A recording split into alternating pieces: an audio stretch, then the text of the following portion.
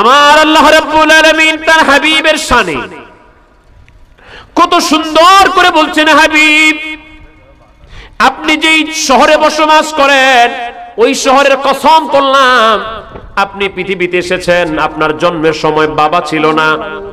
আলাম ইয়াজিদিকা ইয়াতীমান ফাওয়া, আপনি যখন জন্ম হন তখন আপনার বাবা ছিল না, আমি কি আপনাকে এতিম পায়া আশ্রয়ের ব্যবস্থা করে দেই নাই? তাহলে আমার নবী যখন জন্ম হয় তখন আমার নবীর বাবা ছিল না, এই কথা আল্লাহর কোরআন বলছে না বলে নাই?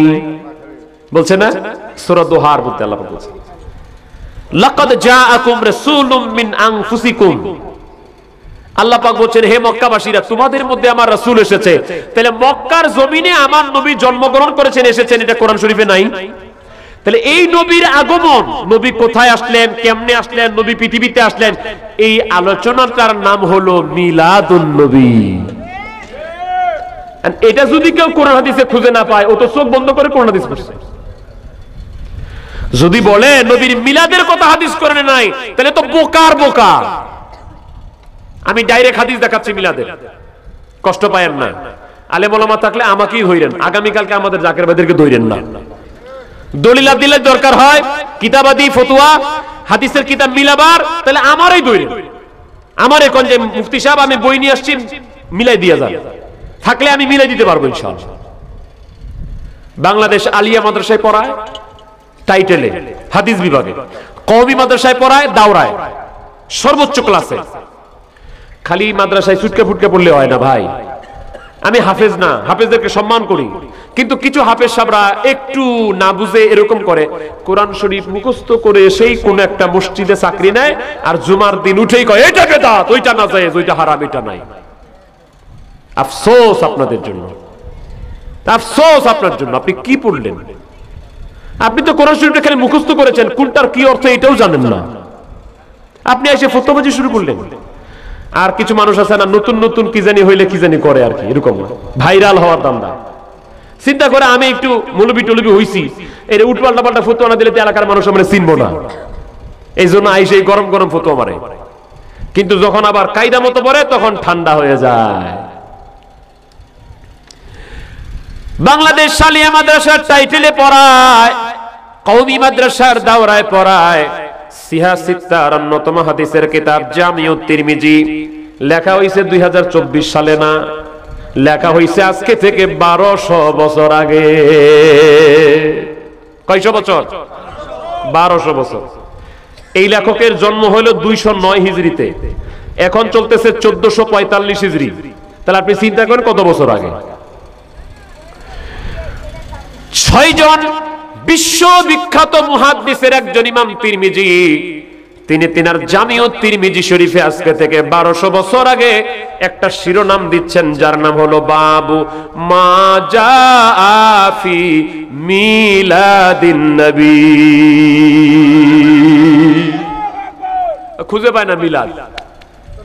ইমাম তিরমিজি আলাদা একটা অধ্যায় লিখেছেন মিলাদুন নবীর উপরে। 10 লক্ষ একটা বর্ণনা মতে 10 লক্ষ সনদ মুখস্থ জানতেন ইমাম বাইহাকি। তিনি তেনার দালাইলুন নবুওতে 5 থেকে 6টা বাব লিখেছেন, জিক্রু মাউলিদিল মুস্তাফা। এইভাবে করে করে রাসূল করিম সাল্লাল্লাহু আলাইহি ওয়াসাল্লামের জন্ম বৃত্তান্তকে কেন্দ্র করে কোন মাসে এসেছেন, কোন বছরে এসেছেন, কোন তারিখে এসেছেন, কোন বারে এসেছেন, নবীজির জন্ম সম্পর্কে 5-6টা আলাদা আলাদা বাব কায়েম করে করে সেখানে হাদিস অনেকগুলি এনেছেন। সব বলার সময় আমার নাই। ইমাম তাবারানির একটা কিতাব আছে, নাম হলো মুজামুল কবির। এটা আমি লেবাননের বৈরুত থেকে আনিয়েছি আজকে থেকে প্রায় 7-8 বছর আগে। তখন খরচ হয়েছে 16,000 টাকা, যখন তেলের দাম ছিল 70-80 টাকা লিটার। এখন 100 কত 150 সয়াবিন। তাহলে এখন ওই কিতাবের দাম 30-এর উপরে হবে। ইমাম তাবারানির মুজামুল কবির 25 পৃষ্ঠা হাদিস উল্লেখ। ইমাম হাইসামির মাজমু জাওয়ায়েদ হাদিসটা উল্লেখ। আল্লামা জালালউদ্দিন আব্দুর রহমান সুয়ুতী রাহমাতুল্লাহর একটা কিতাব আছে, নাম হলো জামিউল আহাদিস। এই কিতাবটা বেশি বড় না, মাত্র 60 খণ্ড। এই টেবিলে রাখলে এইবার দেখে ওইবার চলে যাবে। এর 44তম খণ্ডে হাদিসটা উল্লেখ। আম্মা জান আয়েশা বলছেন, আমার মা বোনেরা, অনেক জাকের বোনরা আপনারা আছেন, আমার বোনেরা মাত্রসি যায়। আবার কিছু মানুষের ধান্দা মহিলা পীরের দরবারে যাবে কেন, এটাও কথা আছে। যাবে কেন এর দলিলও আছে, আজকে সব বলার সময় পাবো না। তবে আমার বোনদেরকে বলি, আপনারা আবার ওই বুজিরে পীরের দরবারে যাওয়া যাবে না, বুজিরে মিলাদ করা যাবে না, হাদিসে নিষেধ আছে, কোরআনে নিষেধ আছে। এই কান পড়া যেন কেউ না দিতে পারে, এই জন্য বোনেরা ভালো করে শুনেন, আমার বোনেরা ভালো করে শুনেন, আপনাদেরকে যেন রান্না করে আইসা শয়তান উস্কানি দিতে না পারে। রান্না করে আইসা, খাবার করে আইসা বসে বসে বুঝিরে, হ্যাঁ ওই অমুক মৌলবী কইছে পীরের দরবারে যাওয়া যাবে না, আটরসি যাওয়া যাবে না, ঘোড়ার ডিম, ভাউতাবাজি কথা কইছে। আম্মা জান আয়েশার কথা বলতে গেলে মা বোনদের কথা চলে আসলো। আম্মা জান আয়েশা হাদিস বর্ণনা করেছেন 2210টা, তার মধ্যে একটা হাদিস হলো আন আয়েশা রাদিয়াল্লাহু তাআলা قالت تذاكر رسول الله صلى الله عليه وسلم وابو بكر رضي الله تعالى عنه ميلادهما عندي। আম্মা জান আয়েশা বলছেন, আমাদের মা আম্মা জান আয়েশা রাদিয়াল্লাহু তাআলা বলছেন, ও দুনিয়ার মানুষ শোনো শোনো শোনো, আমি আয়েশার কাছে অবস্থান করে করে আমার নবী রাহমাতুল লিল আলামিন সাল্লাল্লাহু আলাইহি সাল্লাম, শুধু তিনি একা না, আমার আব্বা হযরতে আবু বকর সিদ্দিক রাদিয়াল্লাহু তাআলা দুজন মিলাদের আলোচনা করেছেন। তো নবীজি এবং হযরত আবু বকর সিদ্দিক যদি পারস্পরিক মিলাদের তাজকিরা করতে পারে, আলোচনা করতে পারে, তো ওই নাম দিয়া আমরা করলে বেদাত না? এইটাই হাইলাইট হয়। এই নামে কোন অনুষ্ঠান নবীর সময় ছিল না, মিলাদ শরীফ নামে কোন অনুষ্ঠান নবীর সময় ছিল না, সাহাবীদের সময় ছিল না, তাবিঈদের সময় ছিল না, পরবর্তীতে হয়েছে বেদাত। এই তো মূল পয়েন্ট। এবার আমিও কিছু পয়েন্ট ধরাই দিচ্ছি, আমি এটার বিরোধিতা করছি না, যুক্তির পিছনে যুক্তি। মিলাদের কিন্তু দলিল দিল্লা আছে, যদি এই যুক্তি হয় যে এই নামে ছিল না এইভাবে, অতএব বেদাত, তাহলে আমরাও বলি, আপনি বলছেন নবীর যুগে এইভাবে মিলাদ ছিল না, সাহাবীদের যুগে এইভাবে মিলাদ ছিল না, তাবিঈদের যুগে এইভাবে মিলাদ ছিল না, বেদাত। আমিও বলবো, আপনি যেই তাফসিরুল কোরআন মাহফিলে বসে বলছেন মিলাদুন নবী এইভাবে ছিল না সাহাবীদের সময়, তাবিঈদের সময়, তাবিঈদের সময়, আমিও বলবো আপনার ওই তাফসিরুল কোরআন মাহফিলটাও নবীর সময় ছিল না, সাহাবীদের সময় ছিল না, তাবিঈদের সময় ছিল না, তাবিঈদের সময় ছিল না, ওই মাহফিলটাও তাফসিরুল কোরআন মাহফিল নাম দিয়ে তাফসিরুল কোরআন মাহফিল করাটাও আপনার থিওরি মতে বেদাত। মানে আপনি আমাকে দেখান, ফিরিস্তি দেখান যে আমরা বাংলাদেশে যে তাফসিরুল কোরআন মাহফিল করছি এটা নবীর সময় ছিল, কোন মাঠে হয়েছিল আমাকে দেখান। আপনি যে কোন যে নবীর কোন সাহাবীরা কোন সময় কোন মাঠে মিলাদুন নবী করছিল, দলিল দেখান। তাহলে আমরাও বলে, আপনি যে তাফসিরুল কোরআন মাহফিলে বলছেন, তা আপনি আমাকে দেখান নবীর সাহাবীরা কোন মাঠে তাফসিরুল কোরআন মাহফিল ছিল, আর ওটা কয়দিন ব্যাপী ছিল, ওটার বক্তা ছিল কয়জন, শ্রোতা ছিল কয়জন, এটা আমাদেরকে দেখান। ওইটাও দেখাতে পারবে না। আমি কিন্তু তাফসীর মাহফিল বন্ধ করতে বলছি না, তাদের যুক্তির পিছনে দিলাম একখান। এবার কথা হলো, তাফসীর মাহফিল বন্ধ করার দরকার নাই, বেদাত করার দরকার নাই। কেন দরকার নাই? কারণ তাফসীরুল কোরআন মাহফিল নাম দিয়ে সেখানে কোরআনের ব্যাখ্যা হয়, আলোচনা হয়, চর্চা হয়, ভালো। মাদ্রাসার নামে মাহফিল হয়, অমুক মাদ্রাসার উদ্যোগে বাৎসরিক এততম ওয়াজ মাহফিল হয়, কেন? মাদ্রাসার ফজিলত বলার জন্য। আচ্ছা, মসজিদের উন্নয়ন কল্পে মাহফিল হয়, যদিও মাদ্রাসার নাম করে কোনো মাহফিল নবীর সময়, সাহাবীদের সময়, তাবিঈদের সময় ছিল না। মসজিদের উন্নয়ন কল্পে কোনো মাহফিলও ছিল না, এগুলি হয়। কেন হয়? তাফসীর মাহফিল হয় কোরআন বোঝার জন্য, মাদ্রাসার উদ্যোগে মাহফিল হয় মাদ্রাসার ফজিলত, ইলম কালামের ফজিলত বর্ণনা করার জন্য। মসজিদের মাহফিল হয় মসজিদের নামে কালেকশন করে নামাজ শিক্ষা দেওয়ার জন্য। আমার কথা হলো, কোরআন শিক্ষা দেওয়ার জন্য যদি একটা মাহফিল থাকতে পারে, মাদ্রাসার ফজিলত বর্ণনা করার জন্য যদি একটা মাহফিল থাকতে পারে, মসজিদের ফজিলত বলার জন্য যদি একটা মাহফিল থাকতে পারে, আমার নবীকে বোঝার জন্য, আমার নবীর ইশক মহব্বত অন্তরে পয়দা করার জন্য মিলাদ মাহফিল থাকতে পারবে না। কেন কেন কেন জানতে চায়? আপনারা তাফসীর মাহফিল করেন তাফসীর বোঝার জন্য, কোরআন বোঝার জন্য। আমরা মিলাদ মাহফিল করি আমার নবীর মহব্বত পয়দা করার জন্য, নবীর ইশকে জ্বলার জন্য। এশকের গভীর তত্ত্ব যদি রে জানিতে চাও, ওরে কামেলের পদতলে নেসার হইয়া যাও।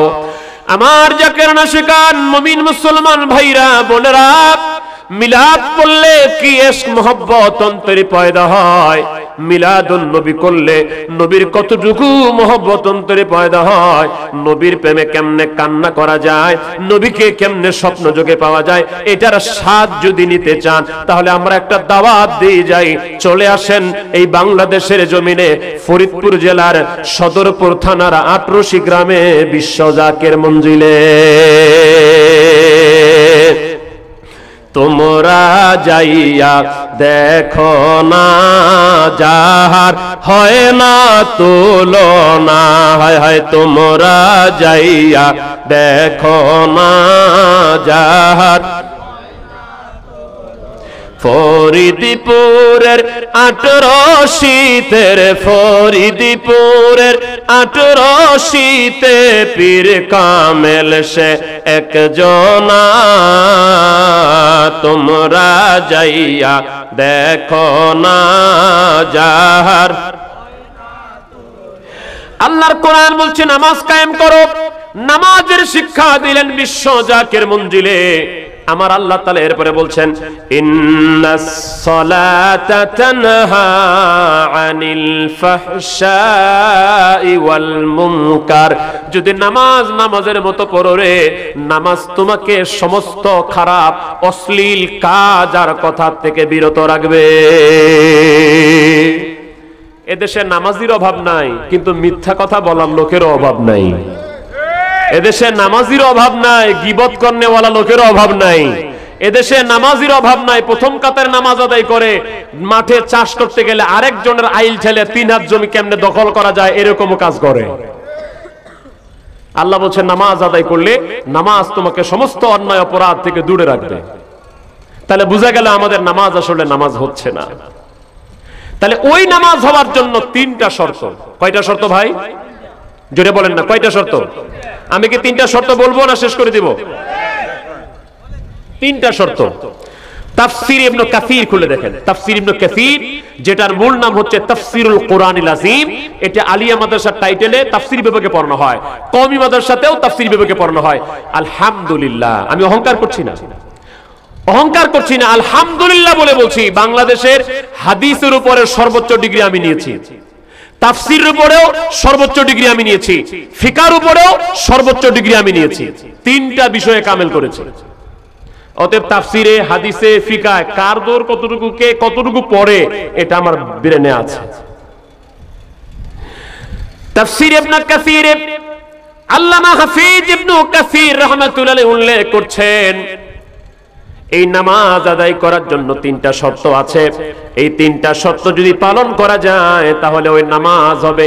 1 নাম্বার শর্ত হলো ইখলাস লাগবে, নিয়তের বিশুদ্ধতা লাগবে, যে আপনি নামাজটা আসলে পড়ছেন কোন উদ্দেশ্যে। অনেকে আমরা নামাজ পড়ি মানুষকে ঠকাবার জন্য। মানুষ মনে করে এই লোকটা নামাজি, ওই তো ওজনে কম দিতে পারে না। চিন্তা করে, আমি মুসল্লির একটা ট্যাক্স যদি শরীরে থাকে তাহলে মানুষ তো এমনি বিশ্বাস করবে। আমি প্রথম কাতার নামাজ পড়ি, আমারে কে মানুষ অবিশ্বাস করে, আমি যা বলবো তাই শুনবে। তো নামাজ কি দুনিয়া কামাই করার জন্য না আল্লাহকে খুশি করার জন্য?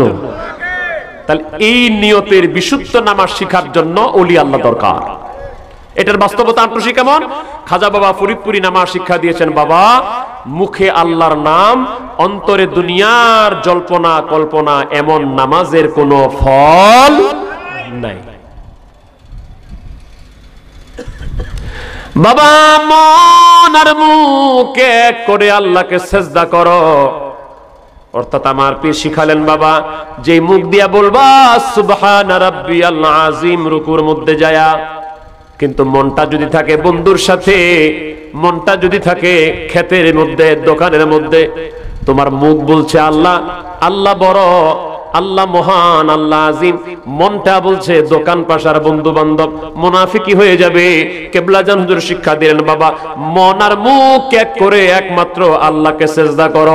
যেদিন এটা হাসিল হয়ে যাবে, আপনার বাড়ির আর মসজিদের জায়নামাজটা সাধারণ জায়নামাজ থাকবে না, ওটা আমার আল্লাহর সাথে মেরাজ করার প্ল্যাটফর্ম হয়ে যাবে।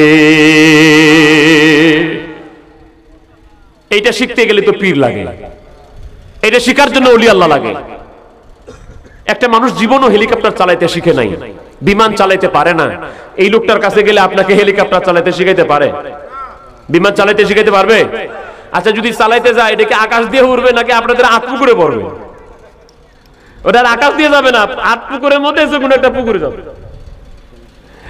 তাহলে আমার ভাইয়ারা, যদি আপনি মোটরসাইকেল চালাইতে শিখতে চান, যে মোটরসাইকেল চালানো শিখেছে তার পিছ ধরতে হবে। মাইক্রো চালাইতে শিখতে গেলে যে মাইক্রো চালানো শিখেছে তার পিছ ধরতে হবে। যদি আপনি বিমান চালাইতে শিখেন, তাহলে বিমান যে চালাইতে শিখেছে তার কাছে যাইতে হবে। ওমর ভাইয়েরা, শরীয়তের নামাজ আরকান হাকাম আপনি শিখেন আপনার এলাকার মসজিদের ইমাম সাহেবের কাছে, কোনো সমস্যা নাই। শিখেন আপনার মুহতামিমের কাছে, কোনো সমস্যা নাই। বাহ্যিক শরীয়তের আরকান হাকাম নামাজ যদি শিখতে চান, বাহ্যিক আরকান হাকাম মুফতি সাহেবরা যেভাবে বর্ণনা করেন তাদের সাথে যেতে হবে। আর মন মুখ এক করে হুজুরি দিলে নামাজ আদায় যদি করতে চান, যে সমস্ত আল্লাহর ওলিরা হুজুরি দিলে নামাজ পড়েছে তাদের পিছে ধরতে হবে।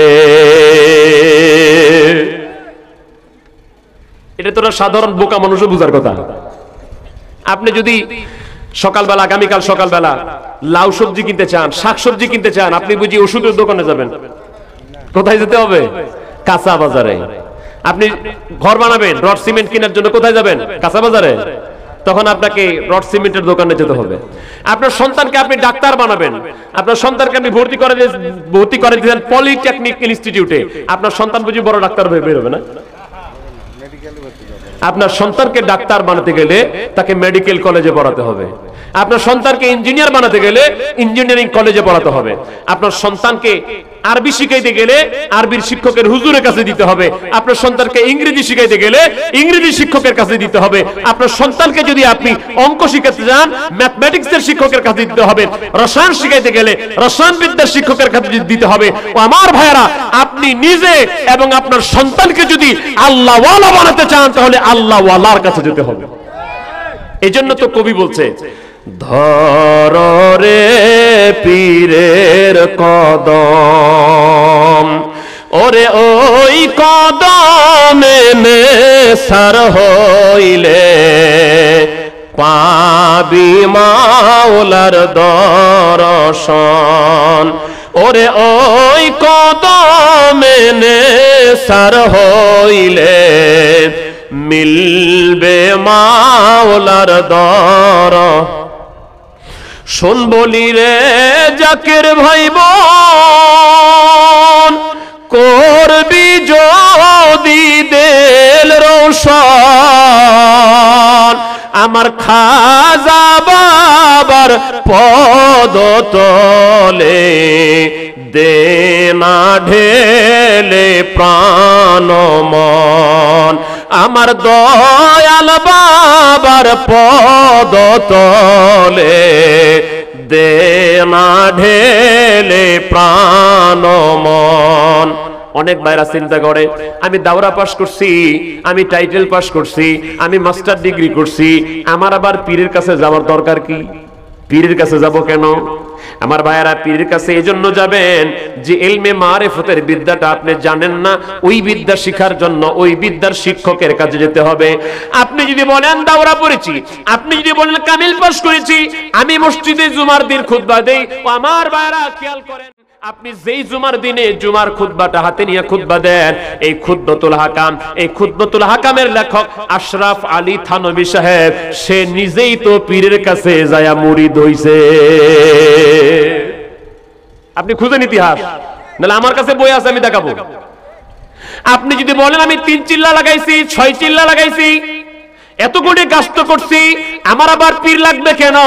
ও ভাই রে, আপনি ইলিয়াস মেওতি সাহেবের শিক্ষা দেওয়া, তার তালিম দেওয়া, আপনি তাবলিগ জামাত করেন, আপনি গাস্ত করেছেন, আপনি চিল্লা করেছেন, তার শিক্ষা দেওয়া তাবলিগ জামাত কইরা যদি কোন আমার চিল্লা দিলেই তো শেষ, আমার পীর লাগবে কেন? আমি আপনাকে স্পষ্ট আকারে বলে দিই, যিনি আপনাকে তাবলিগ দিয়েছেন তিনি নিজেই পীরের কাছে মুরিদ হইছেন। ইলিয়াস মেওতি সাহেবের পীর হলো 2.5 জন। তাবলিগ জামাতের প্রতিষ্ঠাতা হলো ইলিয়াস মেওতি সাহেব। আমি গালিগালাজের জন্য বলছি না, আমি তথ্য দিলাম। ওনার পীর হলো কয়জন? 2.5 জন। বলেন না কয়জন? 2.5 জন। বলতে পারেন 2.5 জন কেমনে? 2.5 জন কেমনে হয়? এইভাবে হয়। একজন হলো রশিদ আহমদ গাঙ্গুই সাহেব। যে রশিদ আহমদ গাঙ্গুই সাহেব হলো আবার চরমনাইর বর্তমান রেজাউল করিম, তার আব্বা ফজলুল করিম, তার আব্বা ইসাক সাহেব, তার পীর কারি ইব্রাহিম সাহেব, তার পীর হলো এই রশিদ আহমদ গাঙ্গুই সাহেব। ওইখানে যাবার মিল আছে। আচ্ছা, এই রশিদ আহমদ গাঙ্গুই সাহেব হলো তাবলিগ জামাতের প্রতিষ্ঠাতার একজন পীর, ইলিয়াস মেওতি সাহেবের একজন পীর। আরেকজন পীর হলো খলিল আহমেদ আম্বেটবি সাহেব, অর্থাৎ খলিল আহমদ সাহারানপুরি সাহেব, যার আল মুহান্নাদ আল মুফান্নাদ বিখ্যাত একটা কিতাব, এবং বিভিন্ন হাদিসের কিতাবের মুকাদ্দামা হাসিয়ার মধ্যে এই খলিল আহমদ সাহারানপুরি সাহেবের ভালো একটা খেদমত আছে। তাহলে এই হলো 2 জন। আর এই আশরাফ আলী থানভী সাহেবের যে কথা বললাম, এই আশরাফ আলী থানভী সাহেবের ব্যাপারে কেউ বলতেছেন যে তাবলিগ জামাতের প্রতিষ্ঠাতা ইলিয়াস মেওতি সাহেব আশরাফ আলী থানভী সাহেবের কাছে মুরিদ হয়েছেন। আবার কেউ বলছেন না, মুরিদ হন নাই, এমনি ইলমে দ্বীন শিখেছেন। ওই যে যেহেতু কেউ বলছে মুরিদ হইছে, কেউ বলছে মুরিদ হয় নাই, আমি এজন্য ওইটা ধরছি অর্ধেক। এই হলো 2.5 জন। আপনি কোন আমি এতগুলি চিল্লা লাগাইছি, এতগুলি গাস্ত করছি, আমার আবার পীর লাগবে কেমনে? আরে ভাই, তোমার চিল্লা গাস্ত যে শিখাইছে তিনিই তো মুরিদ হইছে। আমার ভাইয়েরা, 1940 সালে তাবলিগ জামাতের প্রতিষ্ঠা হয়। 1940 সালে ইন্ডিয়াতে, নিজামিয়াতে। ভাইরা আমার, যাক, ওটা আমার আলোচ্য বিষয় না। লেভিট মাওলানা জালালউদ্দিন রুমি, মাওলানা জালালউদ্দিন রুমি কাউনিয়ার সবচেয়ে বড় আলেম, রুমের সবচেয়ে বড় আলেম। এমন এলেম, আরে উনার কাছে যাইতেও ভয় লাগে মানুষ। অনেক বড় আলেম, অনেক ফতোয়া দেয়, অনেক কথা বলে, প্রধান মসজিদের ইমাম, কেন্দ্রীয় সেন্ট্রাল মসজিদের ইমাম। সাধারণ মানুষ তো বিতেই পারে না। বাহ্যিক এলেম, শরীয়তের এলেম সব আছে, কিন্তু আল্লাহর ওলি শামসে তিবরিজ রহমতুল্লাহ তিনি আধ্যাত্মিক নজরে দেখলেন মাওলানা জালালউদ্দিন রুমির সব ঠিক আছে, মাগার মদিনার সাথে কানেকশনটা নাই। এর খালি কানেকশনটা দেওয়া বাকি আছে। যেমন আপনি এখানে লাইট লাগাইছেন, ফ্যানও চলতেছে, মাইকও চলতেছে, ওই যে কারেন্টটা যদি চলে যায় বাতি জ্বলে। কেন জ্বলে না জানেন? ওই যে যেখানে কন্ট্রোলার আছে ওখানে একটা সুইচ ফালাই দেয়। সুইচ ফালানো মানে ওইখানে তার জয়নিংটা ডিসকানেক্ট হয়ে যায়, তখন আর বাতি জ্বলে না। যখন এটার পুরোপুরি কানেকশন দিয়ে দেয়, সুইচ অন করে দেয়, তখন সরাসরি কানেকশন হয়। যেখানে পাওয়ার উৎপাদন হচ্ছে ওখান থেকে ডাইরেক্ট কানেকশন লাগার কারণে এখানে বাতি জ্বলছে। তো মাওলানা রুমির ডেকোরেশন সব ঠিক আছে, কিন্তু কানেকশনটা নাই। শামসে তিবরিজ রহমতুল্লাহ চলে আসলেন মাওলানা রুমির শহরে, এসে চান্স খুঁজে কেমনে রুমির সাথে কথা বলা যায়। ওনার গাড়ির পিছনে দৌড়ায়, গাড়ির পিছনে ঘুরে, চান্স পায় না। এই ঘুরতে ঘুরতে ওনার ধুলা ময়লা হয়ে গেছে শরীরে, অনেক দূর থেকে সফরে আসছে, শরীরে তো টকটকাও না, পোশাক আশাক এত দামিও না। মাওলানা রুমির সাথে কথা বলতে চায়, উনি ফিরেও তাকায় না। একদিন পাইছে বাটে, মাওলানা রুমি রহমতুল্লাহ কিতাব পড়ছেন, আর শামসে তিবরিজ বলছে, হুজুর এটা কি আপনি যে পড়ছেন, এটা কি কি পড়ছেন, কি করছেন আপনি? পিছনে তাকায় দেখে, পাগল, এর উত্তর দিয়া লাভ আছে, এর বুঝায় লাভ আছে? হুজুর আপনি কি করেন এটা? এটা কি তুই বুঝবি না? যখন বিরক্ত হয়ে গেছে, এটা কি তুই বুঝবি না? আচ্ছা ভালো। মাওলানা রুমি কিতাব পড়তে আছেন, আর শামসে তিবরিজ রহমতুল্লাহ মাওলানা রুমি তাকের অন্য কিতাবগুলি পুকুরের মধ্যে ফেলতে আছে। পুকুরে আবার না, ওই চৌবাচ্চার মধ্যে ফেলতে আছে, অনেকগুলি ফেলে দিছে। এবার মাওলানা রুমি, এই পাগল, এত মাথা নষ্ট হয়েছে রে, আমার এত দামি দামি কিতাব ফেলে দিল। চিন্তা করছে দুনিয়ার পাগল বুঝি, দুনিয়ার পাগলেরও কিছু পাগলামি থাকলেও কিছু হুঁশ আছে। পাগলের সহজে লাভতে যায় না, পাগল তার মতো ভাবে থাকতে দিয়েন, পাগলের কথা বলতে যায় না, ওদের ওদের মতো থাকতে দিয়েন। নদীর মাঝখানে যায় কইল না, আরে পাগলা নৌকা দোলাইস না, এরকম ঘটনা হয়। পাগল উঠছে নৌকার, নদীর মাঝখানে, নৌকার মধ্যে অনেক যাত্রী বাত্রী মহিলা টুলা সব আছে। এখন নদীর মাঝখানে যাক লোক, পাগল লোক কিন্তু নৌকা ভরা, তুই কিন্তু নৌকা দোলা দিস না। পাগল ওরে ভুলে তো গেছিলাম, আসলেই তো ভুলে গেছিলাম, দিছে যাকি সব কাই। তা পাগল রে পাগলের মতো থাকতে দিয়ে। সব পাগল আবার সব পাগল না, কিছু পাগল আছে যারা অন্য, আমি সেটার ব্যাখ্যা পুরো দিবও না, ওদের বেশি প্রশংসার দরকার নাই, আবার কোনো পাগলকে আপনি কষ্ট দেওয়ার দরকার নাই। মানুষ হিসেবে তাদেরকে যতটা স্নেহ করা দরকার, খাবার চাইছে খাবার দেন, না পারলে তারপরে গালিগালাজ করতে যায়েন না। মাওলানা রুমি কয় রে পাগল, আমার দামি কিতাব ফেলে দিলি, কোথায় পাবো? শামসে তিবরিজ কয় মাওলানা তোমার কিতাব লাগবে নাকি? হ্যাঁ লাগবে, এগুলি তো দামি কিতাব, আর পাওয়া যাবে না, কত কষ্ট করে সংগ্রহ করেছি আমি। এবার শামসে তিবরিজ রহমতুল্লাহ চৌবাচ্চার দিকে হাত বাড়ায়, চৌবাচ্চার ভিতর থেকে কিতাবগুলি একা একা তার হাতে চলে আসে। মাওলানা রুমি ধরো, ধরতেছে, রাখো, রাখতেছে, সব কিতাব উঠাই দিল। মাওলানা রুমি দেখে এতক্ষণ এই কিতাব পানির ভিতরে থাকলো, মাগার এক ফোঁটা পানিও কিতাবের পৃষ্ঠার মধ্যে লাগলো না। এবার মাওলানা রুমি হাউতাশ হয়ে গেছে, তার ভিতর বাহির। এবার শামসে তিবরিজ রে কয় এটা আবার কোন এলেম, এটা আবার কোন জিনিস? যে জিনিস শিখলে, যে এলেম শিখলে, কাগজের কিতাব পানির ভিতরে থাকলে ওই পানি কাগজের গায়ের মধ্যে এক ফোঁটাও লাগে না, এটা কোন এলেম? এবার শামসে তিবরিজ বলে এটা যেই এলেম এটা তুমিও বুঝবা না। এবার মাওলানা রুমি কয় আরে আমি এতদিন কি শিখলাম, আর এটা কোন এলেম? এটা কোন এলেম যে এলেম অর্জন করলে পানির ভিতরে কাগজের কিতাব যায়, কাগজ তার পৃষ্ঠাকে খাইতে, পানি তার একটা ফোঁটাও তার পৃষ্ঠাকে খাইতে পারে না, ওটাই তো আসল এলেম। হুজুর আমার ওই এলেম দরকার। এবার শামসে তিবরিজ কয় ওই এলেম শিখবা? জি হুজুর ওইটাই শিখবো আমি। কয় তাহলে শোনো, হরচে খন্দাই দর জমিনে দাফন কুন, তোমার যত তাকাব্বুরি আছে, বাহ্যিক এলেম আছে, এলেমের বাহাদুরি আছে, যদি ওই এলেম শিখতে চাও এগুলি আগে কবর দাও।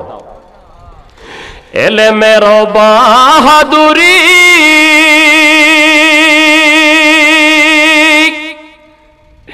ধনের গৌরব দাও সারি, ওরে কামেলের পদতলে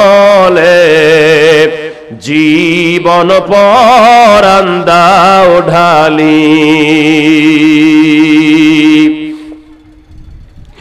আমার ভাইয়ের আমার পীর উদাহরণ দিতেন বাবা,